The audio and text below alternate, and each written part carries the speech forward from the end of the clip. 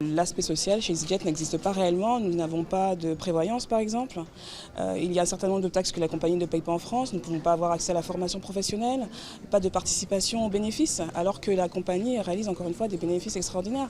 Entre 2008 et 2014, ça a été multiplié par 10, 12.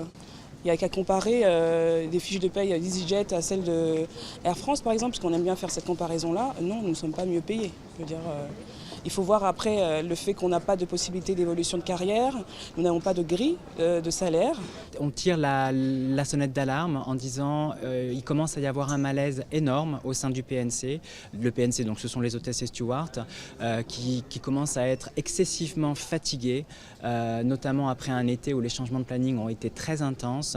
On nous demande de plus en plus de flexibilité, on nous demande d'être de plus en plus disponibles pour les passagers, on nous confie de plus en plus de tâches à bord.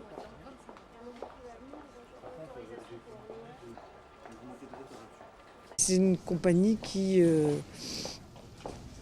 rend des services aux voyageurs, mais qui doit demander certainement beaucoup d'efforts à ses employés pour pouvoir répondre aux besoins de la clientèle et aussi aux besoins économiques. Moi je prends souvent EasyJet et en fait on reçoit un SMS pour dire que le vol était annulé.